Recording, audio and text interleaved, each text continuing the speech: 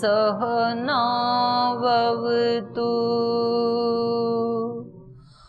सहनौ भुनक्तु सह वीर्यं करवावहै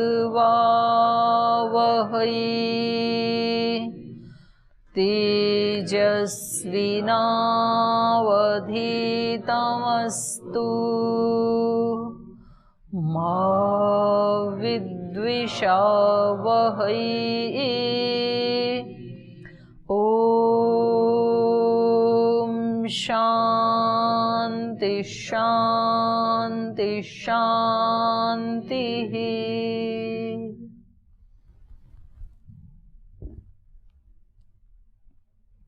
ये यज्ञ के विषय में चल रहा था पिछले प्रसंग में,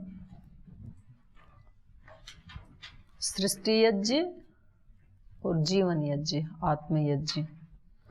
तो इसके बारे में अगर आपका कोई प्रश्न हो तो आप पूछ सकते हैं। प्रणाम दीदी। दीदी जी, पिछली बार आपने कहा था कि चेतन मन और अचेतन मन, हाँ, तो दोनों में भेद क्या है?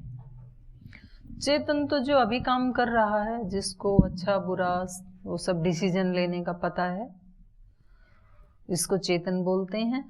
और अवचेतन जो निद्रावस्था के समय सक्रिय होता है, जब ये चुप होता है ना तब वो सक्रिय होता है। तो जैसे स्वप्न आदि आते हैं ना, तो उस समय वो सब कॉन्शियस माइंड काम कर रहा होता है, अचेतन अवचेतन मन। तो ये अंतर है, ये बहुत कम है, वो बहुत ज़्यादा है। ये मुश्किल से 10% है या 5% है, और 95% हमारी जो शक्ति है मन की, वो अचेतन मन में होती है।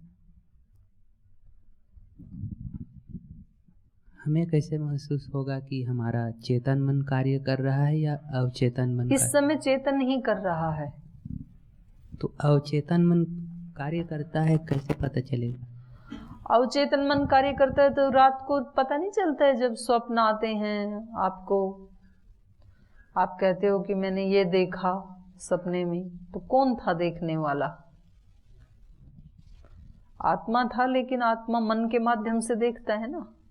तो ये वाला मन तो सो गया था, तो वो ही काम कर रहा था, अचेतन मन ही, अवचेतन मन ही।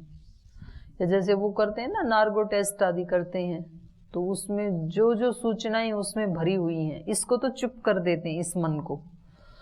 तो इस समय हमें पता है कि मेरा ये नाम है, मैं कोई ब्रह्मचारी हूँ, मैं वहाँ का रहने वाला हूँ, वो मेरे माता पिता हैं, वो मेरे गुरु हैं, मेरा पतंजलि योगपीठ संस्थान मेरा गुरुकुल है, सब जानकारी है इस समय हमें। ये चेतन मन की सूचनाएं हैं। और एक अचेतन मन है, उसमें तो जन्म जन्मांतरों की सूचनाएं भरी हुई हैं, पीछे के भी संस्कार सब हैं उसमें। तो इसको तो चुप कर देते हैं वैज्ञानिक प्रक्रिया से, और उसको सक्रिय कर देते हैं। तो अंदर जो जो कुछ है वो सब वो बता देता है, ओपन कर देता है। जैसे स्वप्न में सब कुछ ओपन हो जाता है ना व्यक्ति का। किसी ने उपवास किया, दिन में तो खाना खाया नहीं, चेतन मन ने बताया कि खाना खाएंगे तो लोग कहेंगे कि देखो इन्होंने उपवास तोड़ दिया। और इच्छा हो रही थी मन मन में खाना खाने की, तो वो जो भाव है वो अवचेतन में चले गई। तो फिर रात को स्वप्न आता है कि मैं थाली में इतने सारे मिष्ठान रख के जैसे खा रहा हूँ, वो रात को खा लेता है। तो वो जो सूचनाएं थी जो गई थी, वो अवचेतन मन ने सब स्टोर करके रखी हैं। यहाँ तक कि जैसे आप बाहर जाते हैं तो उधर कोई फूल खिला है, कोई घास है, कोई कारपेट पड़ा है, कोई व्यक्ति खड़ा है, आपने ध्यान भी नहीं दिया, एक बार ऐसे देखा, लेकिन वो सारा आपके उसमें आ गया। अवचेतन मन ने उस सब को स्टोर कर लिया। जैसे आस्था के कैमरे लगे हैं ना, तो इनका फोकस तो होता है या तो विद्यार्थियों के ऊपर होता है या तो इधर पढ़ाने वाले के ऊपर होता है, लेकिन यहाँ कुछ भी पड़ा है तो इनका वो नहीं है, उसको लेना है ऐसा नहीं है, इंटेंशन नहीं है, लेकिन तो भी वो सब कुछ आ जाता है। दीवार पे क्या है, पीछे क्या है, पर्दे पे, पंखे पे, जो भी है वो सब आ जाता है उसमें। ऐसे ही हमारा जो सबकॉन्शियस माइंड है ना, वो सब स्टोर करता है अंदर। सृष्टि को हम कैसे देखते हैं, किस भाव से देखते हैं, वो सब उसमें चला जाता है। तो ये जो वैज्ञानिक हैं 5% अपने अवचेतन मन का प्रयोग करते हैं, तो 5% इसका करते हैं, चेतन का। जी, चेतन मन का। तो इसका और अधिक बढ़ाने का क्या तरीका हो सकता है? कौन सा विधि हो सकता है जो बढ़ाए इस अवचेतन मन का प्रयोग करना? ये तो मैंने बताया था ना कि अगर अंदर घुसना है तो जो बाहर खड़ा है चौकीदार, उसको हटाना पड़ेगा ना पहले। तो इस बाहर चौकीदार जो खड़ा है वो चेतन मन है, और इसको हटाने के लिए या तो जब हम ध्यान उपासना में होते हैं तब ये चुप होता है, ये वाला मन। तो ध्यान उपासना के समय हम जो बनना चाहते हैं उसको हम देखें, विजुअलाइज करें। जैसे मान लो आपको योगी बनना है, तो आप योगी कैसा होता है वो अपने आप में देखें उस समय कि मैं योगी हूं, ऐसे मेरे विचार हैं, ये मेरे को सेवा करनी। उस चित्र को देखें आप। जिस व्यक्ति ने पहले हवाई जहाज बनाया, उसने पहले कल्पना में हवाई जहाज बनाया कि मैं एक ऐसा यंत्र बनाऊंगा जिसमें ऐसे सीट होंगी, ऐसे लोग बैठने वाले होंगे, ऐसे सीढ़ियां होंगी। कल्पना में बनाया पूरा, और फिर वो जो कल्पना थी उसके सबकॉन्शियस माइंड में, वो फिर रियलिटी बन गई। ये सारी सृष्टि ईश्वर ने पहले कल्पना में बनाई। जो हम कल्पना में बनाते हैं वो फिर रियल लाइफ में हो जाता है। हम मकान बनाते हैं तो पहले नक्शा कहाँ होता है?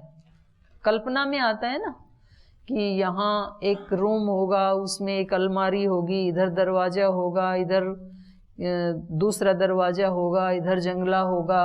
तो हम कोई भी चीज पहले कल्पना में बनाते हैं कि ऐसा मकान हम बनाएंगे, और फिर वो वैसा ही बन जाता है जैसा हम चाहते हैं। तो आपने पूछा कि उसका कैसे सदुपयोग करें, उसको कैसे हम सक्रिय करें अवचेतन मन को। तो एक तो ध्यान के समय आप जो बनना चाहते हैं ना, वो कल्पना में लाएं, उसको देखें। केवल बोलना ही नहीं, केवल विचार मात्र नहीं करना, उसको आपको देखना है कल्पनाओं में, अपने आप को योगी रूप को देखना है। किसी को धनवान बनना है तो अपना धनवान होकर के उसकी क्या पोजीशन होगी, कैसा घर होगा, कैसे उसके कपड़े होंगे, कैसी गाड़ी होगी, क्या लाइफस्टाइल होगी, उसको विजुअलाइज करना है। तो फिर उसको पकड़ लेता है सबकॉन्शियस माइंड, और फिर उस व्यक्ति से वैसे काम करवाता है। मतलब वो व्यक्ति रह ही नहीं सकता वो काम किए बगैर। फिर जैसे अभी हमारा चेतन मन जो भी संस्कार उठाता है ये, तो वो हमसे करवा लेता है ना। आपके चेतन मन ने सोचा कि इस आत्मा को अभी योग मार्ग पे चलाना है, क्योंकि वो संस्कार काम कर रहे थे आपके, तो इसलिए आप यहां आ गए। ऐसा थोड़ी है कि आपने सोचा और फिर आपके लाल कपड़े हो गए घर में बैठे बैठे, ऐसे नहीं हुआ ना। आपने पहले सोचा, कल्पना की, फिर आप घर से निकले, फिर आप यहाँ गुरु के पास आए, और वो होता चला जा रहा है जो आपने सोचा वो। तो ऐसे ही आगे आपको क्या होना है, तो एक तो ध्यान के समय उसको सूचना देनी होती है। एक रात को सोते समय, जब ये पूरा सोया भी नहीं है और पूरा एक्टिवेट भी नहीं है, मतलब अभी नींद आने ही वाली है।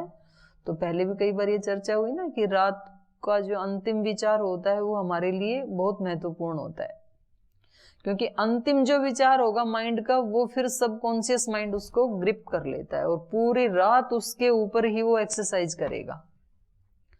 इसलिए कभी भी रात को कोई दुख, परेशानी, समस्या लेकर के नहीं सोना, नहीं तो वो समस्या आपके अंदर तक घुस जाएगी, फिर उसको निकालना बड़ा कठिन होगा। तो उस समस्या का समाधान ही करके सोना। और बेशक नींद नहीं आ रही हो तो अनुलोम विलोम प्राणायाम कर लेना, लेकिन किसी भी परेशानी को लेके सोना नहीं है, क्योंकि 4-6 घंटे में वो उसके अवचेतन के अंतरतम में, गहराई में उतर जाएगा, नहीं तो फिर। और एक सुबह सुबह जब उठे हैं तो ये वाला जो चेतन मन है ये अभी सक्रिय हुआ नहीं है, इस मशीन ने अभी रफ्तार पकड़ी नहीं है, बस अभी अभी जस्ट आंखें खोली हैं। तो बेड से उठने से भी पहले आपका दिन आज कैसा होगा उसका एक विचार, एक डिजाइन अपने मन में बना लें। आज का दिन कैसा होगा? आज के दिन जो वस्तु व्यक्ति जैसा भी होगा उसी रूप में मुझे स्वीकार है। या जो भी आप बनना चाहते हैं, आप अपनी किसी शक्ति के बारे में कि मेरे लिए जीवन में सबसे बड़ी शक्ति है पवित्रता, और आज मैं पूरे दिन भर ईश्वर की जो पवित्रता वाली शक्ति है उसके साथ जुड़ा रहूंगा, कुछ भी हो उसको नहीं छोड़ूंगा।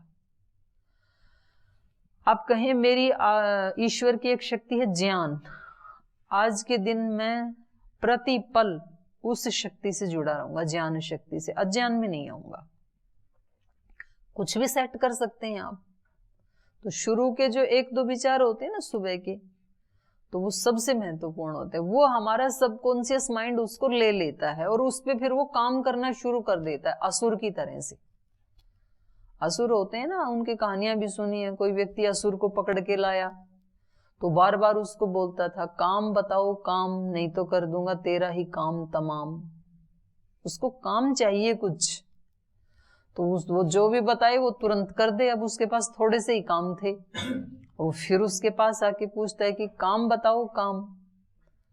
तो वो उसने अपना कोई उसका मित्र था, बोले मैं इसको क्या बताऊं, ये तो ऐसे बोलता है, नहीं तो तेरा ही कर दूंगा काम तमाम। फिर बड़ी आफत ले आया मैं इस। तो उन्होंने कहा ऐसा करो, एक वो खंबा गाड़ दो आंगन में और इसको बोलो इसके ऊपर चढ़ो फिर उतरो, फिर चढ़ो फिर उतरो। तो इसको ऐसे लगा रहने दो और जब आपको अपना काम करवाना हो तब वो बता देना। तो ऐसा हमारा अवचेतन मन है, उसको जो काम आपने एक बार बता दिया ना वो उसमें जुट जाता है। फिर कई बार मैं यहाँ क्लास में पढ़ाती हूँ, मेरे को कभी कोई श्लोक याद नहीं आता है तो मैं बोलती हूँ कि ये इसके ऊपर की कौन सी पंक्ति थी वो अभी ध्यान नहीं आ रही है। और फिर मैं रात को 8 बजे खाना खा के घूम रही थी तब मेरे को वो याद आ जाता है। तो ऐसा क्यों हुआ? उस समय तो याद भी नहीं कर रहे थे, पुस्तक भी नहीं खोली थी। इस समय मैंने होमवर्क दिया अपने सबकॉन्शियस माइंड को और इसने वो काम करना शुरू कर दिया अभी से ही। मुझे नहीं पता कि इसने कर दिया है, मैं अपने दूसरे कामों में व्यस्त हूं। और उस समय उस फाइल से निकाल के फिर ये मेरे को कहता है कि ये था वो श्लोक। ऐसे होता है ना, आप किसी व्यक्ति को अचानक देखते हैं, आप कहते हैं देखा हुआ तो लग रहा है, ये कहाँ मिला था, इसका क्या नाम था। तो आपने एक होमवर्क दे दिया और फिर आपको 3-4 घंटे के बाद जब वो व्यक्ति चला भी गया और अब आप याद भी नहीं कर रहे थे, तब आपको याद आएगा ये व्यक्ति हमें वहां रामेश्वरम में मिला था, इस व्यक्ति का ये नाम था। तो ये हमारे अवचेतन मन का कार्य है, वो उसमें लग जाता है। तो उसको 2-3 समय ऐसे हैं उपासना के समय, सुबह शाम और या दिन भर भी। एक बात और है, जो आप उसको सूचना देंगे उसमें फिर दूसरे वाला विचार नहीं आना चाहिए। मतलब आपने कहा कि मुझे योगी बनना है, मुझे धनवान बनना है, और आपके कॉन्शियस माइंड ने कह दिया कि ये थोड़ा ही हो सकता है, ऐसे सोचने से क्या होता है। तो फिर उसने उसको ही पकड़ लिया कि ये नहीं हो सकता है। उसको कोई मतलब ऐसी कॉन्शियस नहीं है, वो उसको ज्ञान नहीं है कि इसके हित में क्या है अहित में क्या है, ये समझदारी नहीं है उसके पास। उसको जो कह दिया वो वैसा ही करेगा, अच्छा या बुरा उसके लिए नहीं है। इसके लिए अच्छा और बुरा है, कॉन्शियस माइंड के लिए ये कहता है ये अच्छा है ये बुरा है, ये इसमें अंतर करता है। सभा में बैठे हैं तो ऐसे बैठना अच्छा है, पैर फैला के बैठना बुरा है, तो पैर फैला के नहीं बैठता है व्यक्ति, उसको नहीं पता है कुछ भी। तो उसमें हमारा जो आपने सुबह शाम विचार दिए या उपासना के समय आपने विचार दिए, दिन भर हमारा कॉन्शियस माइंड भी उसको सपोर्ट करना चाहिए कि हाँ ऐसा हो सकता है, ये पॉसिबल है, तब वो उसको पूरा कर पाएगा। अगर ये दिन भर उसको मना करता रहे तो फिर वो मना करने वाली सूचना को ले लेगा और वो कहेगा कभी नहीं हो सकता। तो उसमें गीता में भी है ना, मन एव मनुष्याणाम कारणम बंध मोक्षयो हो। मन ही हमारा बंधन का या मोक्ष का कारण है। यदि मन ने ये कह दिया कि ये नहीं हो सकता है तो फिर नहीं हो सकता है, चाहे सारी दुनिया के महापुरुष मिलकर के हमें प्रवचन दें, प्रेरणा दें, नहीं हो पाएगा फिर। और मेरे मन ने ये कह दिया कि ये एक व्यक्ति ने भी यदि किया है तो संभव है ये, और एक ने भी नहीं किया तो वो एक व्यक्ति मैं बनूंगा, ये हो सकता है। पहले जिसने आविष्कार किया बल्ब का, फ्लाइट, इसका जहाज का, जो भी किए, तो उससे पहले तो नहीं था ना, तो वो पहला व्यक्ति था। तो उस व्यक्ति ने अपने मन को क्या कहा कि मैं खोजूंगा, मेरे से पहले नहीं हुए तो क्या हुआ, मैं खोजूंगा इसको, पहला व्यक्ति मैं बन सकता हूं। तो अब इस व्यक्ति को कोई रोक नहीं सकता है। कितने लोगों ने मिलके उसको कहा होगा कि पागल हो गए क्या, कभी ऐसे हो सकता है कि ऐसा कोई यंत्र बनाओ और वो ऐसे आकाश में इतने टनों वजन को लेके उड़ सके, आपका दिमाग तो ठीक है। लेकिन उस व्यक्ति ने उसको सुना नहीं, दूसरों की सूचना को। उसने अपने कॉन्शियस माइंड में भी, सब कॉन्शियस माइंड में भी उसको डाल दिया, वो हो गया। स्वामी जी महाराज, रामकिशन नाम के एक बालक को पैरालाइसिस हो गया और उसके कॉन्शियस माइंड और सब कॉन्शियस माइंड ने ये स्वीकार नहीं किया कि ये ठीक नहीं हो सकता है। उसने कहा कि ये योग से सब कुछ ठीक हो सकता है। उसने अपना भी ठीक कर लिया और दुनिया का ठीक कर दिया। तो शुरू वाले दिन किसको विश्वास हुआ होगा? किसी को हो या ना हो, हमें विश्वास होना चाहिए। हमें यदि विश्वास है तो कोई रोक नहीं सकता है, और हमें ही अपने ऊपर विश्वास नहीं है, यदि आत्मविश्वास नहीं है, तो सारी दुनिया प्रेरणा दे ले, ये व्यक्ति कहीं नहीं पहुंचेगा। तो ये रोल है कॉन्शियस और सबकॉन्शियस माइंड का। प्रणाम दीदी जी। पिछले पाठ में हमने पढ़े थे कि ऋग्वेद से यज्ञ करते समय कुछ त्रुटि हो जाए तो भू स्वाहा इस रस से उस त्रुटि को ठीक किया जाता है। यजुर्वेद में त्रुटि होने से भुवः स्वाहा, और सामवेद में यज्ञ करते समय अगर त्रुटि हो जाए तो स्वः स्वाहा इस रस की आहुति देकर उस त्रुटि को ठीक किया जाता है। हमारे जीवन में वाणी के माध्यम से किसी न किसी प्रकार से, चाहे कठोर वाणी के माध्यम से हो या अप्रिय वचन, नहीं तो मिथ्या भाषण या तो फिर निंदा समालोचना के माध्यम से त्रुटि हो ही जाते। तो इस त्रुटि को ठीक करने के लिए कौन सी रस की आहुति देनी चाहिए?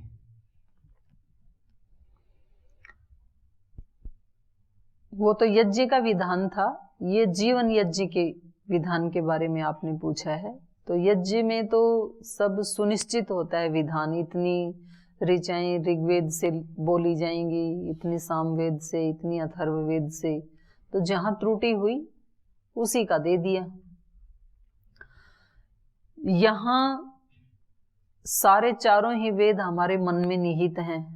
यस्मिन ऋच साम यजुंसी यस्मिन प्रतिष्ठिता रथना भावेवारा, चारों वेद मन में ही हैं। तो जब हमारी जिस व्यक्ति के प्रति कोई त्रुटि हो गई वाणी से, चाहे वो असत्य भाषण है या अप्रिय भाषण है, पारुष्य है, जो भी चार दोष बताए हैं जो वाणी के, उनमें से कोई भी एक है, तो आप उस दोष से अपने आप को अलग करें। सबसे पहले आप एक चेतन आत्मा है, विशुद्ध आत्मा है, निर्लिप्त आत्मा है, आपसे लेप नहीं हुआ उस त्रुटि का। और अब उस त्रुटि को देखें।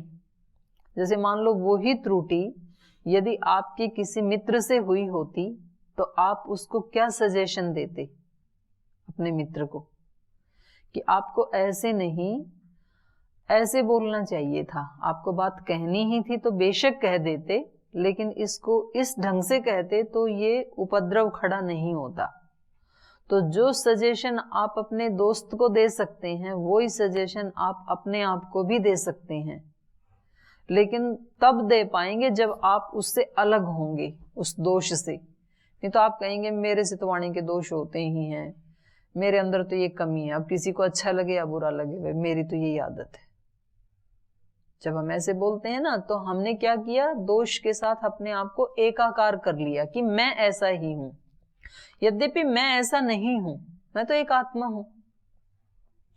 दोष वाणी से हुआ है, वाणी से हुआ है तो उसको ठीक भी किया जा सकता है। जैसे रोग शरीर में आता है ना, आत्मा में तो रोग नहीं आता है। खांसी, बुखार, जुकाम, सिर दर्द, ये सब शरीर में आते हैं। तो उस समय हमें क्या करना है, शरीर से अलग करना है, अपने आप को डिटैच करना है कि मैं तो एक आत्मा हूं, शरीर में रोग आ गया। क्यों आया? खान पान की त्रुटि से, या कम वस्त्र पहने उस त्रुटि से, या कहीं हवा लग, जो भी त्रुटि आपको पकड़ में आएगी, इस कारण से हो गया। किसी त्रुटि से आ गया तो उसको ठीक भी किया जा सकता है। अब क्या करना है, अब गर्म काढ़ा पीना है, ऐसा वस्त्र पहन के रखना है, तो ठीक भी हो जाता है। कोई भी दोष, कोई भी त्रुटि बड़ी से बड़ी, वो ऐसी नहीं होती है जो हटाई ना जा सके। तो सबसे पहली बात व्यक्ति को ये आत्मविश्वास होना चाहिए कि मुझ में नहीं है ये दोष, प्रकृति में है, और ये आ गया तो इसको हटाया जा सकता है। ये विश्वास आ गया तो समझ लो 50% दोष को आपने हटा दिया।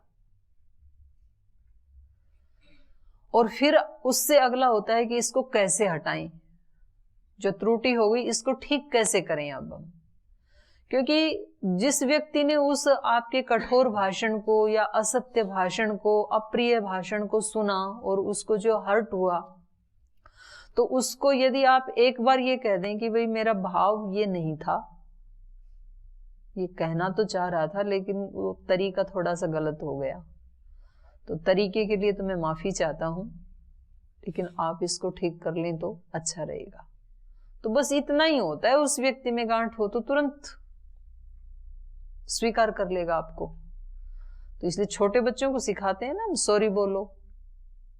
कोई छोटी सी भी त्रुटि हो जाए तो माँ बाप बोलते हैं कि सॉरी बोलो आप उसको, तो बोल देता है, बच्चा है ना, बोलते ही दूसरा खुश हो जाता है, कोई उसको गांठ बांधता भी नहीं है।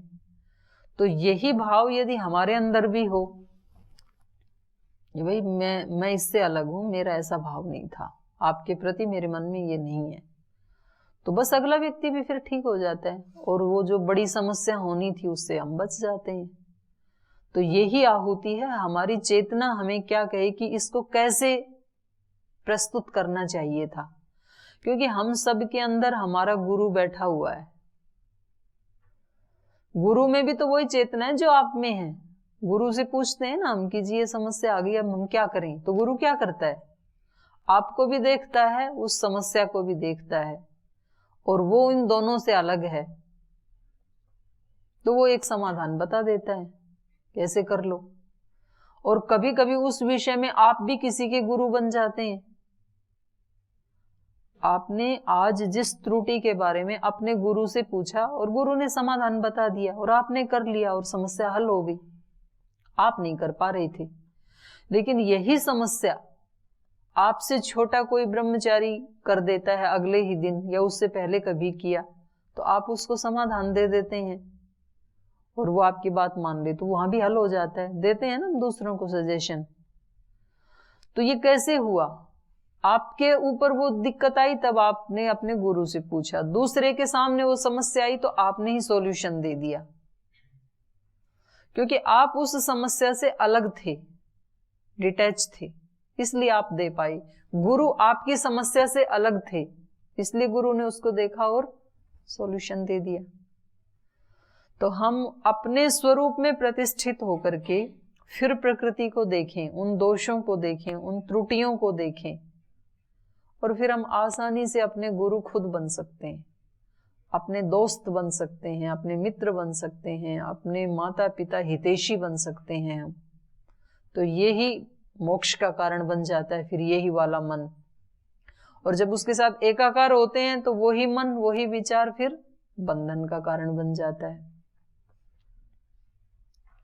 तो ये हमारा जीवन यज्ञ चल ही रहा है। तो आपने कहा वो जो स्थूल यज्ञ है उसमें तो हमने कहा भू स्वाहा ऐसे कह दें, भुवः स्वाहा ऐसे कह दें, तो यहाँ क्या कहें? तो यहाँ आपका मन ही आपको सजेशन देगा, आपका आत्मा ही आपको सजेशन देगा कि अब इसको ऐसे ठीक करो, क्योंकि त्रुटि कहाँ से हुई थी? अंदर से हुई थी। इसलिए सॉल्यूशन भी कहाँ है? अंदर ही है। हमेशा समस्या के साथ ही समाधान होता है, तो हम उसको पकड़ नहीं पाते हैं। पकड़ इसलिए नहीं पाते हैं कि समस्या के साथ एकाकार हो जाते हैं। एकाकार होंगे तो पकड़ में नहीं आएगा, उससे अलग होना पड़ेगा। वृत्ति सारूप्यम इतरत्र तदा द्रष्टु, अपने स्वरूप में रहेगा तो ये आत्मा दृष्टा रहेगा, केवल देखेगा उसको। और अपने स्वरूप में नहीं रहा तो फिर वृत्ति सारूप्य हो जाएगा, उस विचार जैसा ही हो जाएगा। फिर ये कहेगा मैं ही दुखी हूं, मैं ही पापी हूं, मैं ही दोषी हूं। और उसको जितने दिन तक पकड़ के रखोगे तो वो जाएगा नहीं, वो दोषी आप बने ही रहोगे, पापी बने ही रहोगे जितने दिन उसको पकड़ोगे। जिस दिन छोड़ दोगे उसी दिन छूट जाएगा वो। तो कभी कभी किसी दुख को हम पकड़ के रखते हैं ना, मान लो किसी के घर में किसी का बच्चा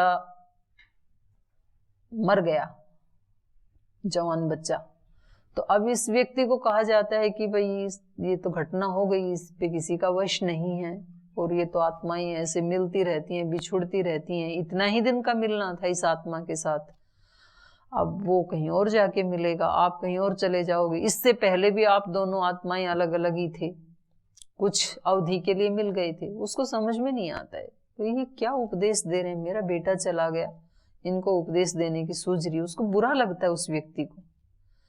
लेकिन वही व्यक्ति 5-10 साल के बाद बताता है किसी को, और बिल्कुल नॉर्मल होके बताता है, जब मेरा बेटा मर गया था तो फिर मैं इतना दुखी हुआ, इतना दुखी हुई, 3 दिन खाना भी नहीं खाया, रो रो के पागल हो गई थी। वो खुद ही बता रहा है उसको।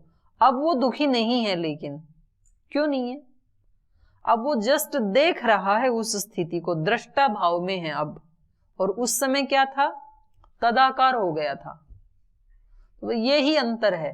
तो जब हम 10 साल के बाद छोड़ सकते हैं तो 10 मिनट के बाद भी छोड़ सकते हैं, हमारे अंदर है वो कैपेसिटी, और 10 सेकंड में भी छोड़ सकते हैं। तो निर्णय हमें करना है। इसलिए कहा जाता है कि भाई योगी और योद्धा को एक्स्ट्रा अलर्ट रहने की आवश्यकता है। वो जितना अलर्ट रहेगा ना, उतना ही इन चीजों से अलग रहेगा, और सावधानी हटी और दुर्घटना घटी। जैसे ही उसकी सजगता हटी, वो तुरंत उसके साथ एकाकार हो जाएगा और अपने आप को वही मानने लगेगा। फिर सीमा पर खड़ा हुआ सिपाही कैसे रहता है? एक्स्ट्रा अलर्ट होता है वो। मतलब क्या मजाल कोई विदेशी घुस क्या जाए इधर, इसके जीते जी नहीं घुस सकता है। ऐसे योगी होता है, क्या मजाल कोई दोष इसके अंदर आ जाए, और वो जिस क्षण भी मतलब असजग होगा तभी वो प्रवेश कर जाएगा। वो भी तो ताक में बैठे हैं पाकिस्तान वाले भी तो, कि कब इनको झपकी आए और कब हम आतंकवादी घुसें, वो भी इंतजार में। ऐसे हमारे मन के अंदर भी घुस जाते हैं, तो घुस गए तो फिर मारो, उसको हटाओ वहां से, और फिर सजगता को और ज्यादा बढ़ाओ। तो ये जीवन यज्ञ और सृष्टि यज्ञ 2 के बारे में बता रहे थे, और ये कह रहे थे एवं एषाम लोकानाम आसाम देवतानाम अस्या त्रय्या विद्याया वीर्येण यज्ञस्य विरिष्टिम संदधाति। तो ये लोकों का रस, और फिर लोकों से जो 3 देवता प्रकट हुए थे उनको भी तपाया, तो त्रय विद्या अभिव्यक्त हुई, और उस त्रय विद्या के वीर्य से यज्ञ से विरिष्टिम संदधाति, यज्ञ की त्रुटि को ये ठीक कर लेता है, जोड़ देता है, भर देता है। तो ऐसे कौन कर देता है? ये ब्रह्मा। भेषज कृतो हवा एष यज्ञो यत्र एवं विद ब्रह्मा भवति। तो अब ये यज्ञ कैसा हो जाता है? भेषज कृत, कोई त्रुटि आई थी उसको ठीक कर लिया, तो भेषज कृत ये यज्ञ हो जाता है, जहां पर एवं विदम ब्रह्मा भवति, इस प्रकार का ब्रह्मा होता है। उसको त्रय विद्या का, 3 वेदों का ज्ञान होना चाहिए, तो जिस भी वेद की त्रुटि हुई वो बता देगा उस ऋत्विक को, और वो कहेगा ऐसा बोल के आहुति दे दो, तो वो त्रुटि समाप्त हो जाती है। तो वो यज्ञ क्या हो जाता है, भेषजकृत हो जाता है।